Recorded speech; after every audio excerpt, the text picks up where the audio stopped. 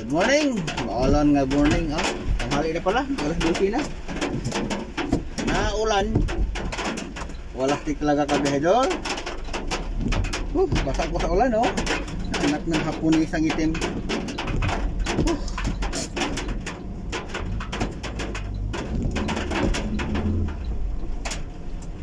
Talaga naman tong ulan kabihedol.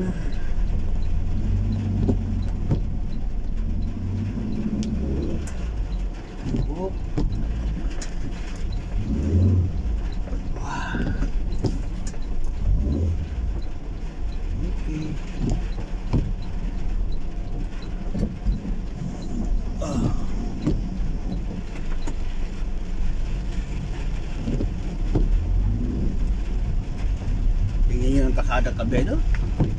Dami ng tubig-tubig. Huwag nyo tingnan mukha ko kasi ang pangit. Dito tayo sa kabedo. Yan. Diba? Ang ulan. So, nandito tayo sa may Haro. Haro, Iloilo mga kabahidor.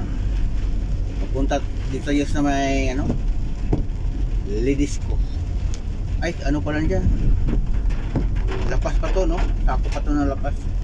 So, punta na tayo ng Haro sa may Sipio, Haro. Tapos San Isidro. Tapos is dami-dami pa natin mo puntahan ngayon mga kabahidor. Kaya medyo mahina ang ano natin ngayon. Takbo, saka ang trabaho natin mahina kasi maulan eh. Hindi tayo makapatakbo ng mabilis. Saka hindi rin tayo makatrabaho ng mabilis sa kliyente natin dahil sa maraming nakatambay na mga tao sa loob ng tindahan. Pag ganito umuulan-ulan, halos hindi na lumalabas mga tao kung saan sila nandun. Kaya pero okay lang yan kabahidor kasi ano naman, wala naman tayong problema sa schedule dahil alas 3 lang tayo kanina, nag-umpisa na tayo magtrabaho. So yan ang kagandahan kabahidor pag maaga ang duty. Dumating sa punto nga ganito, maulan, matraffic or ano, hindi pa rin tayo kinakabahan kasi baga nakarami na tayo. Saan ka pa? Alas 2 na madaling araw, alas 3 na madaling araw, nagsimula na tayo magtrabaho. So ayan, kahit mga ganitong oras na, tanghalian na, so, hindi na tayo pabanjing-banjing na lang, di ba? Kasi nakarami na tayo eh. So hindi na gaya ng iba nga maghabol ng oras, bilis magpatakbo kahit traffic, kahit mabisi.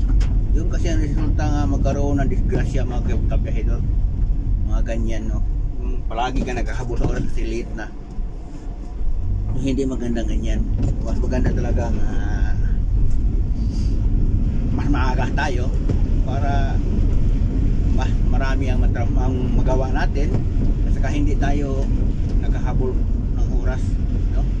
Tayo ang hinahabol ng oras, diba? Kasi kapag tayo ang humahabol sa oras kasi late na tayo, daming rason, ganito ganyan, pati trabaho natin hindi na maayos kasi nagmamadali kasi late na.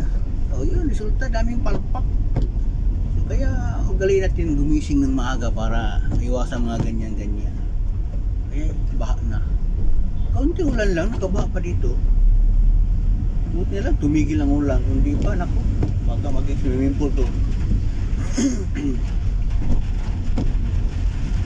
Ay, pero bumalik na naman ang lakas ng ulan. Ang lakas ng hapon. Wala na. So ito ang sitwasyon dito sa Haro, Iloilo mga kabahidor. Ulan na naman ulit. Minto lang ng ilang minuto, bumalik na naman. Ang resulta nito baha. Maraming salamat sa nanonood. Update lang tayo dito sa maulan na Haro, Iloilo.